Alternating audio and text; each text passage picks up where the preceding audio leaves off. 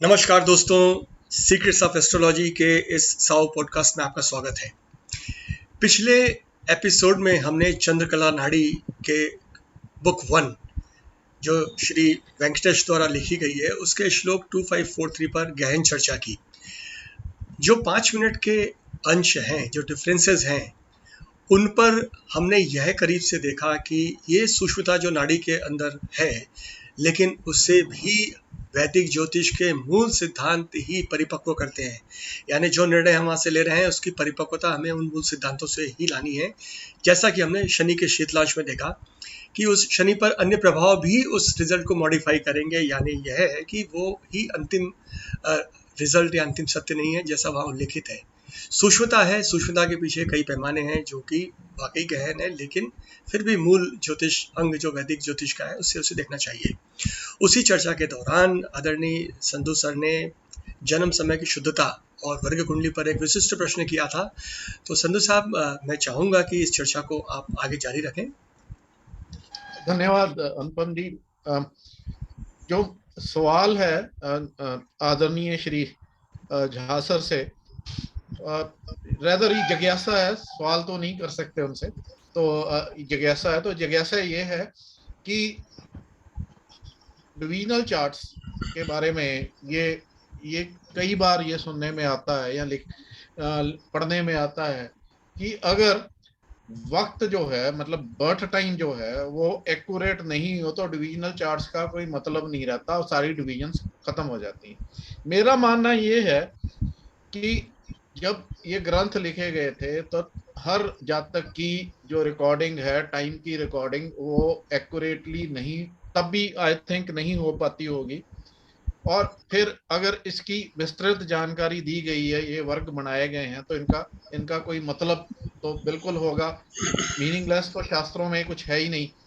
तो इस चीज के इसके बारे में मैं झा सर के जो है विचार जानना चाहता था कि क्या इसमें टाइम की कोई महत्ता है कि बर्थ टाइम एक्यूरेसी की जो बात करते हैं ज्यादातर जो आज के विद्वान, बोलिए मैं तो आज के विद्वान ही बोलूंगा कि वो किससे सारा जो है डिविजन्स ऑफ जो आने वाली डिविजन्स हैं सारी खराब हो जाती हैं, तो उसका कोई मतलब नहीं रहता।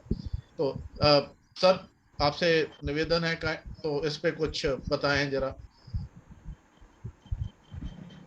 बहुत ही आपने समसामयिक कंटेम्पोररी क्वेश्चन जो मार्केट में बहुत ही हॉट बबल की तरह है, उस पर मैं प्रश्न किया जी क्योंकि ज्योतिष काल गणना है, जी तो काल की सूक्ष्मता पर तो ध्यान देना ही।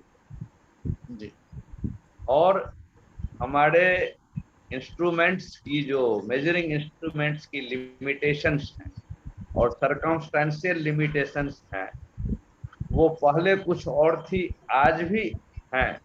अभी भी हम नहीं कह सकते हैं कि to the minute and second हम बर्थ लेके चलते हैं। जी तो किसी भी आर्गुमेंट के पीछे दो पक्ष होता है। एक ज्ञान पक्ष, जिसमें हमें बताना पड़ता है कि यह बहुत नॉलेज के लिए बहुत जरूरी है, और दूसरा होता है उसका व्यवसायिक पक्ष कि उसके हिसाब से अब व्यवसाय कैसे। यहाँ मेरे ख्याल से दोनों चीजें बहुत अच्छी तरह से जुड़ गई। ये वीडियो, आर यू लिसनिंग में? हाँ जी सर, सब सब सुन रहे हैं। तो अब इसको देखिए, निश्चित रूप से कि अगर अब मान लीजिए कि जो स्थित है, जो ये बात कहते हैं, पहले उनकी आर्गुमेंट, वो सबसे अधिक नवमांश को महत्व देते हैं। जी और एक नवमांश जो है टाइम स्केल पर क्या है, अबाउट 13 मिनट। जी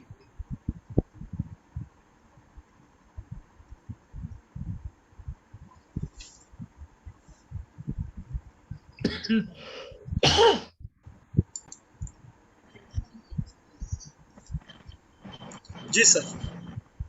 तो हम क्या बोल चुके थे नववंश के आपने मिनट्स बताए थे कि हम अगर गलत जन्म करीब समय पे भी 13 है मिनट टाइम का, जी 13 मिनट के करीब एक नवमांश की वैल्यू टाइम स्केल पर होगा। 3 जी डिग्री 20 मिनट को रफली 30 मिनट 30 सेकेंड हो जाएगा। जी तो इतना तो हम एक्यूरेसी ला ही आते, लेकिन जब हम षष्ट्यांश में जाते हैं तो हमको 30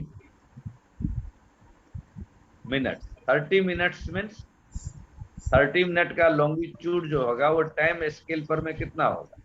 2 मिनट के आसपास अबाउट 2 मिनट के आसपास है। जी तो 2 मिनट की वेरिएशन पे हम घबरा रहे हैं।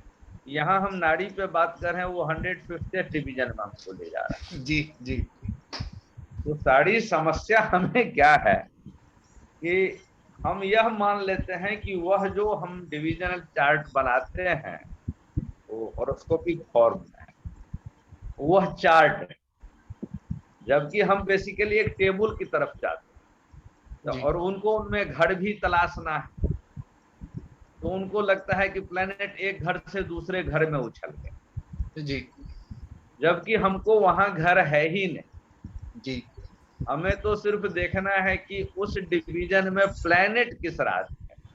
जी तो मान लीजिए कि 2-4 मिनट की जो टाइम में कमी हुई और से लग्न की 1 डिग्री में कमी आ गई इस वे और दैट वे, लेकिन प्लैनेट्स जहां हैं उस टाइम में प्लैनेट में बहुत बड़ी परिवर्तन नहीं आया है प्लैनेट की जी पोजीशन। तो हम जब लग्न का डिवीजन करते हैं तो प्लैनेट जिस साइन में है उसी साइन से तो हम जाते हैं डिवीजन में बढ़ते हैं, और फिर उसे कहाँ होना चाहिए, हौस होगा ही नहीं। तो बेसिकली तो उस राशि का अंश ले रहा है। अगर यह नहीं होता तो क्या जो बात हम आजकल कर रहे हैं, क्या उनके सामने यह समस्या नहीं थी? जी जब वो घड़ी से देखते थे, घनी अंधेरी रात में जन्म हो जाता था, जी वो घड़ी भी नहीं रहता था, जी फिर भी वो इतना सूक्ष्म की तरफ गए। तो किस लिए गए? क्योंकि ये डिवीजन हम जाते हैं, वो डिवीजन हम बढ़ते ही इसलिए है कि अब हमको प्लेनेट की पोटेंशियल देखी जी for different aspect of the things, जी विभिन्न चीजों के लिए। क्योंकि हम जानते हैं सिद्धांत से कि हर घर में हर फल देने की क्षमता है, जी हर ग्रह में हर फल देने की क्षमता है। जी तो ग्रह जो है उसकी पोटेंशियल कहाँ है, उसी के लिए तो हमको डिवीजन की जरूरत पड़ती है। जी ये और बात है कि हम आलसी हो गए हैं, कुछ करना नहीं चाहते हैं और एक ही दो चार्ट बना करके निपटा देते, और उस पर में रिसर्च भी कर लेते हैं और विलक्षण हमको रिजल्ट भी आ जाता है। जी लेकिन वो लोग रिसर्च नहीं करते थे जिन्होंने इन शास्त्र को बनाया, क्योंकि वो कंसेप्चुअली बड़े क्लियर। जी आज हमारे पास सब कुछ है, कंसेप्ट नहीं। तो बिल्कुल अब सही मान कह रहे हैं। टाइम की एक्यूरेसी में 4-5 मिनट की फर्क भी पड़ गया, जी तो प्लैनेट की पोजीशन आई मीन की साइन वाइज प्लैनेट को जिस राशि में जाना चाहिए उसमें क्या परिवर्तन। जी लेकिन हमारे दिमाग में है कि हमको डिविजनल चार्ट में भी घर तलाशनी है, भाव तलाशनी है, तो जी हम जो है वो कुल्हड़ में ही तूफान मचाए बैठे हैं। हम्म, और जो मैंने व्यावसायिक पक्ष कहा वह यह है कि जब यह तूफान हमने मचा दिया, अब आप अपने जन्म को हमसे शुद्ध करवाइए। नई जी थ्योरी चली BTR, बर्थ टाइम रेक्टिफिकेशन। जी जी जबकि बर्थ टाइम रेक्टिफिकेशन पहले तब लगता था जी जिस समय हम लोग कहते थे कि बच्चा कब पैदा हुआ, वो साहब वो खेतों से बैल फूल के आ गए थे, जी या शाम का टाइम था, चिड़ियाएं लौट रही थी, वो जी जो भैंसे गायें चरने गई थी वो लौट रही, रात का बर्थ है, वो फलाना तारा थोड़ा खिसक गया था अपनी पोजीशन। जी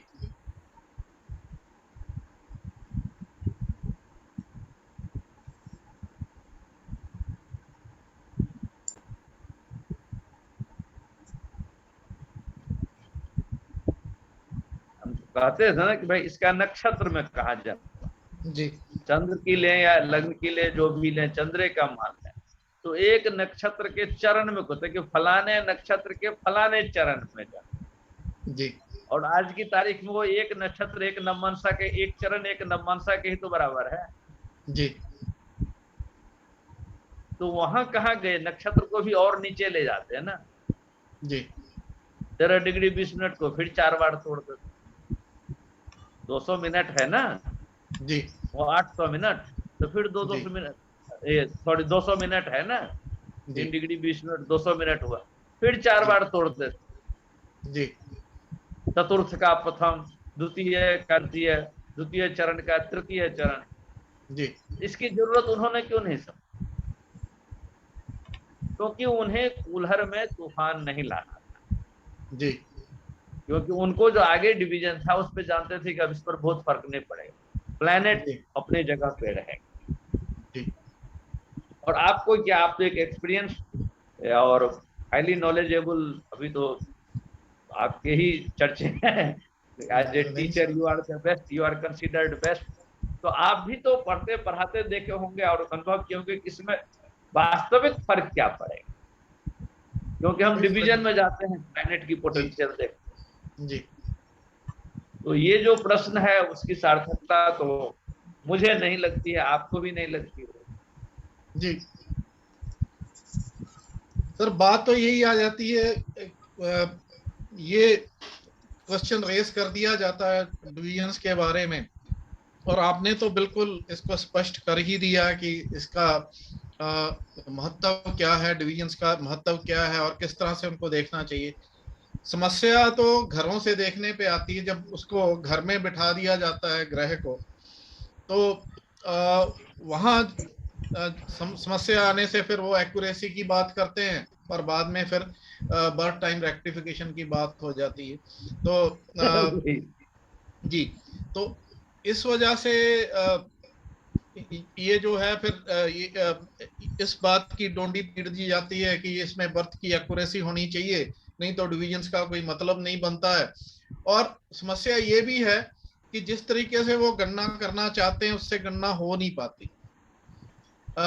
जब तक वो साइंस में नहीं लेंगे, उसका इम्पैक्ट नहीं लेंगे प्लानिटरी लॉर्ड्स का, तो वो कैसे उसका कैसे देखेंगे और कैसे वो कर पाएंगे। तो यहीं यहीं से फिर वो मतलब इनएफिशिएंसी से ये ब्रीड होता है कि जी ये जो है ये जो ये बर्थ टाइम है, जो ये इसका एक्यूरेसी होनी चाहिए। और एक्यूरेसी तो आपने बिल्कुल सही समझाया कि एक्यूरेसी तो आज के टाइम में भी नहीं हो सकती।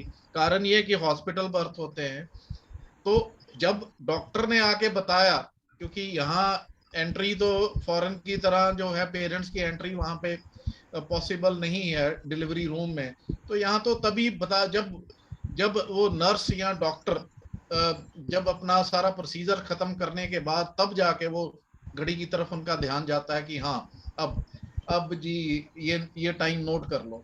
वो 5 मिनट 10 मिनट पहले का भी हो सकता है, नॉर्मली पहले का ही होता है। तो ऐसी स्थिति में तो आजकल आज भी कौन सी एक्यूरेसी आ गई है। लेकिन ये सवाल आज की संदर्भ में जो आज के उसमें, तो ये एक तरह से लगता है कि ये उनकी अ, अ, खोखल मतलब उनका खोखलापन या शैलोनेस दिखाता है कि नॉलेज को सही तरीके से नहीं लेना, तो उसके कारण बहुत सारी प्रॉब्लम्स उत्पन्न होती हैं। आपने जो है इसके बारे में विस्तृत जानकारी दी, आपका बहुत बहुत धन्यवाद। अ, अ, इसमें एक बात और है, एक बात मैं जी रोकूंगा, जी कि जन्म समय की अगर अपने ग्रंथों शास्त्रों में जो है, जी वहां भी बहुत सारी दुविधाएं हैं।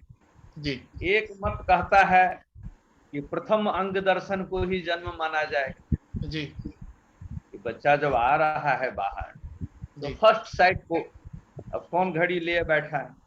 जी दूसरा कहता है कि भूमि पतन को लेंगे, जी जब बच्चा आ गया टेबल पर या जमीन पर, जी अब जन्म हुआ। तीसरा कहता है नहीं, पॉइंट ऑफ सेपरेशन को लेंगे, जब बच्चे का जो प्लेसेंटा है उसको काट के मां से टोटली अलग कर दिया गया, तो अब इसका जन्म। चौथा कहता है नहीं, फर्स्ट क्राई को लेंगे। जी आज भी डॉक्टर जो है बच्चा को पहले थपथपा के, जब वो रोता है तो नहीं होता तो फिर उसको उल्टा करके हिलाते हैं। जी तो वो कहता है तो वहां भी तो 4 कंडीशन है, जी और उसमें से भी तो डिफरेंस होगा ही। मतलब फर्स्ट विजिबिलिटी से लेकर के क्राई तक में 4-5 मिनट तो वैसे ही चला जाएगा। जी जी। तो ये और वो, कोई मुझे बहुत सीरियस पॉइंट ऑफ आर्गुमेंट नहीं लगता है जो आजकल लोग चला रहे हैं। हाँ जी जी। तो वही समस्या तो वही आ जाती है ना, जब आप टेक्निकली जो है फिसलते हो, कहीं कहीं आप टेक्निकल गलती करते हो, जैसे कि इसको घर मानने की, तो फिर बाद में इसमें दिक्कत तो आती है। तो आपका धन्यवाद कि आपने जो है इसको बड़ी सरलता से और बड़ी डिटेल में आपने इसके बारे में जानकारी दी।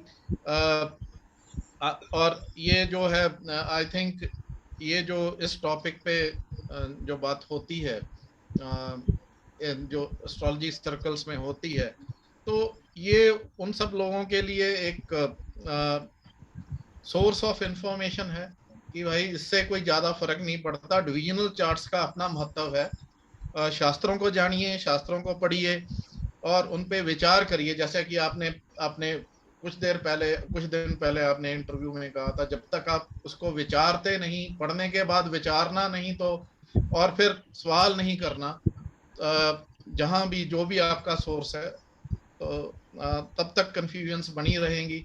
आपका बहुत धन्यवाद और आपको सादर प्रणाम। धन्यवाद। धन्यवाद। आशीष भाई को कुछ कहना हो? हाँ जी, कोई जी हाँ पूछते हैं उनसे, उनको जरूर कुछ कहना होगा। नहीं सर, मेरे को तो सर बहुत नॉलेज का जो है ना सर, एक एक शब्द जो निकल रहा था मेरे लिए तो बहुत इंपॉर्टेंट नॉलेज है। मेरा बस एक पॉइंट था जो आपने बोला कि जो जब हम डिविजन्स करेंगे या वर्ग पे जाएंगे तो जो लास्ट होना चाहिए वो जो है पांचवा भाग होना चाहिए, क्योंकि नहीं, ये हम यहाँ उस पे। श्लोका के सेंस में है। हाँ सर, बिल्कुल सर, बिल्कुल हाँ, सर, उसी से रिलेटेड था सर। क्योंकि वहां पर तो पुत्र पुत्री की बात हो रही है। बिल्कुल बिल्कुल सर। तो चूंकि आपने बोला कि वो वृषभ लग्न से हम लेके चल रहे हैं तो सेकंड हाउस पे आएगा, तो क्या हम शुरू जो करेंगे सर वो दृष्टान से करके, नहीं दृष्टान नहीं, होरा से शुरू करके, और जो हम जब उसके वर्ग बनाएंगे तो एंड जो करेंगे सर वो हम फिफ्थ डिवीजन पे जाएंगे। मतलब जब हमको 5 मिनट पे जाना है, अगर हम ढूंढते हैं कोई ऐसा मल्टीपल ऑफ डिविजन्स पे जाते हैं, तो इस पे सर हम शुरू अगर करेंगे तो क्या हम उसको होरा के डिवीजन से शुरू करके और फिर हम एंड पे जो है फिफ्थ डिवीजन पे लाएंगे। अगर इसको हमको वाकई में कैलकुलेट करना हो कि वो 5 मिनट का जो डिफरेंस आ रहा है वो बिल्कुल एक्यूरेट आ जाए तो। वो तो मैंने इसलिए कहा कि हमको एक पर्टिकुलर सेगमेंट को ऐड, हम्म इसमें बहुत सारी चीजें हैं। भाई लग्न को अगर देखना हो तो 5 मिनट के डिफरेंस का हम देख लेंगे, हजारों लाखों कुंडली में एक कुंडली मिल जाएगी। लेकिन सवाल वो नहीं, कि सवाल है कि जिस प्लेनेट के रेफरेंस में दिया गया है वो प्लेनेट किस अंश में है। जरूरी तो उसके लिए है कि वो शीतलांश में जा रहा है कि नहीं जा बिल्कुल। रहा। लग्न को तो हम फर्स्ट चार्ट से भी देखें, वह जा रहा है क्या शीतलांश में, यह बहुत हो जाता है। इसीलिए मैंने उसकी बात। ठीक है सर। कौशिक भी हमारे साथ उपस्थित हैं। कौशिक सर प्रणाम। कौशिक जी नमस्कार, कैसे हैं? Sir happy Holi. प्रणाम सर। प्रणाम प्रणाम। सर बहुत मैं दिन के आपका ये बाद। बर्थ टाइम रेक्टिफिकेशन भी सुन रहा था। आजकल तो बच्चे हाई अल्टीट्यूड पे भी जन्म ले लेते हैं, प्लेनों में भी जन्म ले लेते हैं। पहले भी पहाड़ों पे जन्म होता था, पहाड़ों में जन्म ले लेते हैं आजकल इतना हाई ज्यादा हाई नहीं होता था, नाव में जन्म हो जाता था। हाँ, तो ये तो जो सबका कुछ बर्थ ना टाइम कुछ तो ही थे। रेक्टिफिकेशन में जो आपने क्लैरिटी दिया, जो कि आज के समय पे लोगों का बिजनेस माइंडेड थॉट प्रोसेस है कि पहले उसके पैसे तो दे दो, पहले रेक्टिफाई तो करा लो, फिर हम लोग आगे जाएंगे प्रेडिक्शंस पे। ये आपने इनके बिजनेस पे अटैक कर दिया है। आप मुझे गालियां सुनवाओगे।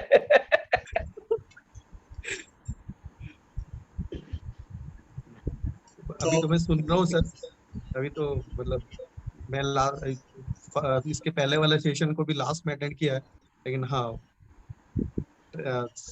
जिस तरीके से चीजें बढ़ रही है सर, आप अनुपम भैया को हमारा बहुत बहुत भाव धन्यवाद। बिजनेस को अटैक करना नहीं था, हम ये चाहते थे कि हम लोग अननेसेसरी डिस्कशन को बहुत ज्यादा उठाते जिसमें मूल बात हट जाती सर कि हम ग्रंथ में कैसे सब्जेक्ट, जाएं, सीखें कैसे। सर सब्जेक्ट के कॉम्प्लिकेशंस को कॉम्प्लिकेटेड क्रिएट नहीं करेंगे तो मार्केट कैसे क्रिएट होगा? कौशिक, शायद मुझे इसलिए लगता है कि जैसा संधू सर ने भी कहा कि एक नई सीरीज शायद हमको शुरू करनी पड़ेगी कि डोंट एब्सकॉन फ्रॉम D1। D1 पे टिकें, D1 को समझें और कंफर्मेशन के लिए फाइनल टूल्स का यूज़ करें। तो इस महत्वपूर्ण चर्चा में आप सब हमसे जुड़े, आप सभी का बहुत बहुत धन्यवाद। अगले एपिसोड में निश्चित ही किसी स्पेशल टॉपिक को लेकर हम आपके सामने फिर उपस्थित होंगे। तब तक के लिए आज्ञा दीजिए। धन्यवाद।